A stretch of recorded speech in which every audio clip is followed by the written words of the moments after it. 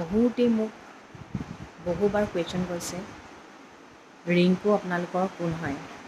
Good morning সকলোকে মোৰ পেজৰ চেনেলটোলৈ স্বাগতম। এয়া গৰম গৰম কৰি আছিলোঁ নহয়, এতিয়া দেখিছেনে বৰষুণে নেৰাই হৈ থাকিলে।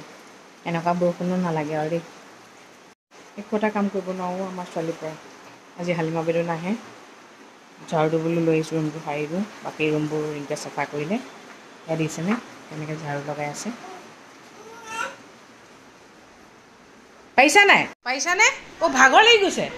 উফ ৰাম, মোৰ ছোৱালীজনী ভাগৰ লাগি গৈছে। থোৱা মই কৰিম, থোৱা ইমান কাম কৰিব নালাগে, ডাঙৰ হ'লে কৰিবা। থোৱা এইটো খুলিছোঁ, ইয়াত মানে এই ট্ৰলিটো ভৰাই দিওঁ, মায়ে লৈ গৈছিলে যে এতিয়া ট্ৰলিৰ ভিতৰত ট্ৰলি ভৰাম জানেনে, নহ'লে থ'বলৈ জেগা নাই। ওপৰে থ'লে গোটেই ধূলি হয় যে, সেইকাৰণে এতিয়া ইয়াতে ভৰাম। দেখিছেনে কি পায় সেইটোকে চাই আছে। দেখিছে ট্ৰলিৰ ভিতৰত ট্ৰলি ভৰাব লগা হৈছে। এইফালে ট্ৰলি আছেই, এতিয়া এইটো ইয়াত ভৰাই দিম। এইখন বিচনা ডঙাও মুখৰ কথা নহয়, বহুত ভাৰী। তথাপিও এটা কথা কওঁ, যিমানখিনি পাৰোঁ নিজে কৰোঁ। সৰুৰ পৰা ঘৰত নিজে কৰা, যিখিনি পাৰোঁ নিজে কৰোঁ। আমাক হেল্প কৰা মানুহ নাছিলে যে, আৰু ইয়াত পাইছোঁ বুলি ধৰক মোৰ যিটো কষ্ট হ'ব সেইখিনি কষ্ট কাম কৰা মানুহটোও হ'ব ন। সেইকাৰণে পৰাপক্ষত যিমানখিনি পাৰোঁ নিজে কৰোঁ, নোৱাৰিলে হেল্প বিচাৰোঁ। আৰু নিজৰ শক্তিখিনিনো খাই কি কৰিছোঁ ন, তাতে যদি ইউজ নকৰোঁ। অকল খোৱাৰ টাইমত হাতখন ইউজ কৰিলে নহ'ব। কাম কেইটামান নিজৰ কামকেইটা যদি নিজে নকৰোঁ কোনে কৰিব। এতিয়া মানুহ পাইছোঁ বুলি ইউজ কৰিছোঁ বাৰু, মানুহ নোপোৱা হ'লেতো নিজে কৰিব লগা হ'লহেঁতেন।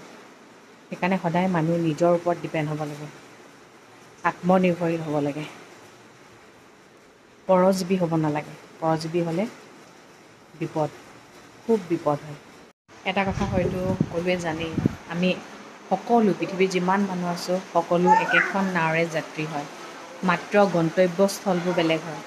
কামৰ কাৰণে, পেটৰ কাৰণে কাম কৰা প্ৰক্ৰিয়াবোৰ বেলেগ বেলেগ হয়। যদি পেটটো নাথাকিলেহেঁতেন নহয়, তেতিয়া হয়তো চাগে গন্তব্যস্থল এটাই হ'লহেঁতেন। অৱশেষত গৈ গন্তব্যস্থল এটাই হয়গৈ, কি জানেনে? শ্মশানখন। এই ডাঙৰ কামৰ জৰিয়তে ধৰক মানুহৰ গন্তব্যস্থলটো বেলেগ হয়। পঢ়ি শুনি ভাল হৈছে, ভাল মানুহ হৈছে, অফিচাৰ, ডক্তৰ, ইঞ্জিনিয়াৰ, আৰু যি পঢ়া শুনা কৰা নাই সি ধৰক আনৰ ঘৰত কাম কৰিব লগা হৈছে, হাজিৰা কৰিব লগা হৈছে। আৰু কিছুমান যে পঢ়ি শুনিও যে একো নকৰি বহি আছে, তাতকৈ শ্ৰেষ্ঠ মই এইকেইটাক বুলিয়ে ভাবোঁ, যি ধৰক আনৰ ঘৰত কাম কৰিছে, হাজিৰা কৰিছে পেটটোৰ কাৰণে। কুৱেশ্যন কৰিব বিচাৰোঁ, মানুহৰ ঘৰত কাম কৰা মানে চাকৰ নেকি? মই এতিয়া মানুহজনৰ কাম কৰোঁ, মই চাকৰ নেকি? কাৰোবাৰ তলত কাম কৰা মানে চাকৰ নেকি? নহয়।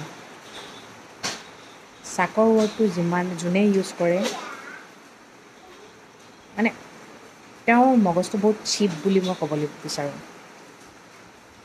চাকৰ বুলি ক'লে চবেই চাকৰ, ইঞ্জিনিয়াৰ এটাও চাকৰ, ডক্তৰ এটাও চাকৰ।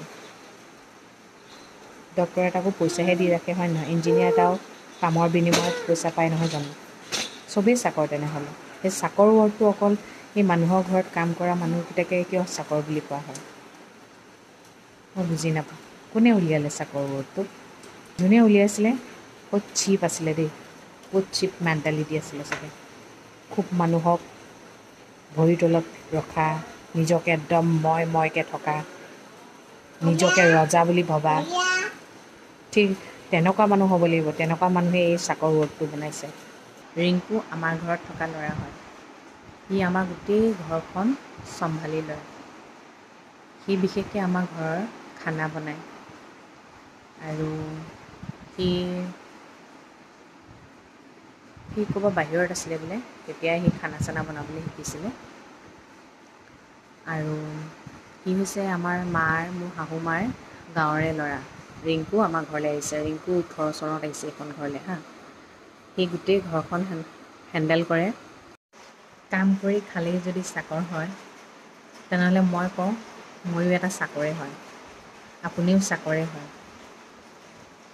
তেনেহ'লে পৃথিৱীৰ সকলো মানুহে চাকৰ।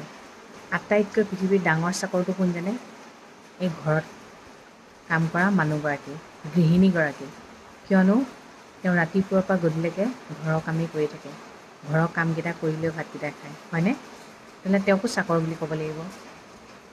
আমি চাকৰ ৱৰ্ডটো আমাৰ নিজৰ লগত ব্যৱহাৰ নকৰোঁ। কাৰ লগত ব্যৱহাৰ কৰোঁ?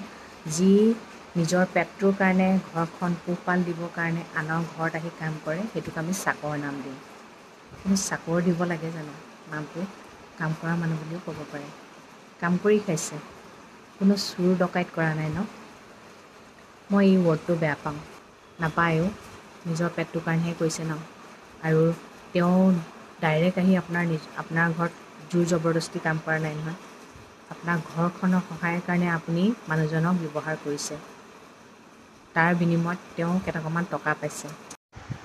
ঘৰত কাম কৰা মানুহ পালেও কিন্তু বিশ্বাসী মানুহ পাবলৈ ভাগ্য লাগিব।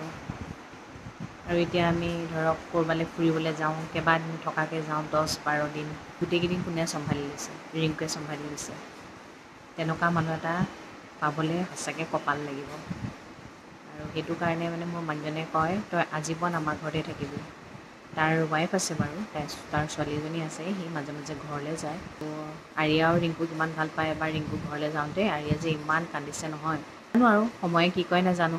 সেইটো কাৰণেই ৰাখিব বিচাৰোঁ আমি কামৰ পৰা হাত সাৰি থাকিবৰ কাৰণে। সেইটো কথা নহয় একচুৱেলি। ক'ৰবালৈ এতিয়া আমাৰ ঘৰৰ মানুহবোৰ ফুৰিবলৈ গৈয়ে থাকোঁ, এতিয়া ঘৰটো চম্ভালিবলৈ মানুহ এটা লাগে ন, সেইটো কাৰণে। আৰু আমাৰ ঘৰত ৰিংকুক সঁচাকৈ কৈছোঁ, খোৱা বোৱাৰ পৰা পিন্ধা উৰাৰ পৰা একো কষ্ট নাপায়। তাৰ দৰমহা হিচাপেই থাকে। খোৱা বোৱাৰ পৰা পিন্ধাৰ পৰা সকলো আমাৰ ঘৰৰ পৰাই দিয়া হয়। আৰু কিছুমান মানুহৰ ঘৰত দেখোঁ কাম কৰা মানুহ ৰাখে, ইমান মানে গালি গালাজ ন, খোৱা বোৱা প্ৰব্লেম, নিজে বেলেগ খাব মালিকে, কাম কৰা মানুহক বেলেগকৈ দিব। সেইবোৰ কিন্তু আমাৰ ঘৰত নাই দেই। সকলো ৰিংকুৱে বনায়। আমি যেনেকৈ খাওঁ, যেনেকৈ লওঁ, সি ঠিক নিজেই লয়। সিয়ে আমাক দিয়ে। সিমানখিনি আমি তাক বিশ্বাস কৰোঁ, আৰু সিমানখিনি বিশ্বাস আমাৰ ৰাখিছেও। সেইটো কাৰণে মানে আমি ৰিংকুৰ ঠাইত বেলেগ মানুহক ৰাখিব নিবিচাৰোঁ। আৰু ৰিংকুৱে আমাৰ ঘৰৰ প্ৰতিটো কামেই হেণ্ডেল কৰে। আৰু ইমান ফাষ্ট কৰে নহয়, আপোনাক মই বুজাব নোৱাৰোঁ। মানে ৰিংকু কেইদিনমানৰ কাৰণে যেতিয়া ঘৰলৈ যায়, মোৰ সেইকেইদিনা মানে প্ৰব্লেম হৈ যায়।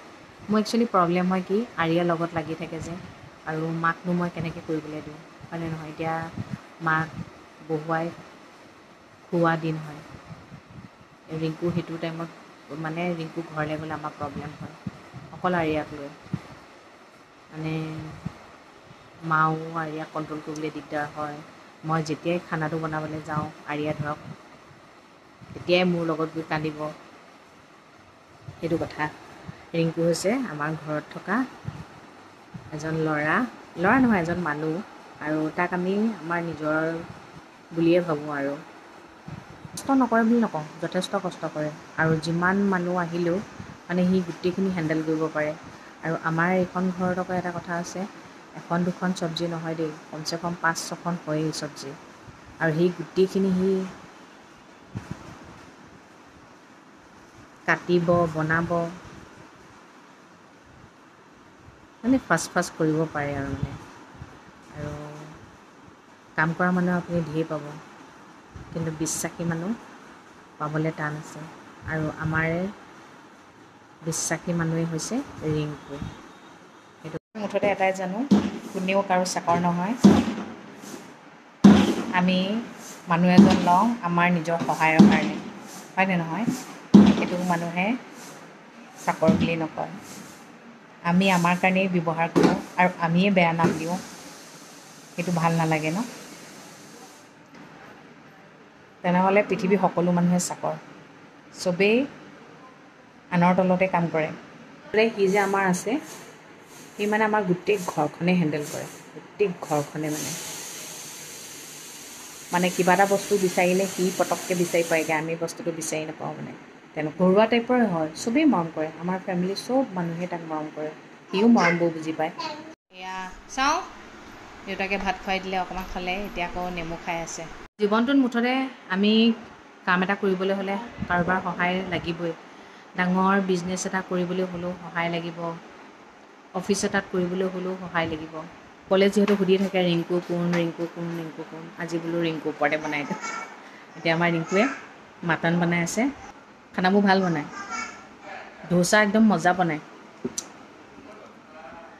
আৰু ময়ে কিছুমান কাম নাজানো, ৰিংকুৱে বহুত জানে, আৰু সেইবোৰ তাক মায়ে ট্ৰেইনিং দিছে দেই, ময়ে শিকি আছোঁ আৰু মই এগাল মানুহ পটককৈ ধৰক হেণ্ডেল কৰিবলৈ দিগদাৰ হয়, সেইটোৱে কথা। আজি বোলো ৰিংকুৰ ওপৰতে বনাওঁ। হয়তো আজিৰ পৰা গম পালে আৰু ৰিংকু কোন হয়। ঠিকে আছে তেন্তে দিয়ক, আজিলৈ তেন্তে ৰাখিছোঁ। সদায় কোৱাটো কম, ভগৱানে সকলোৱে মংগল কৰক, সকলো সদায় ভালে থাকক। Good night.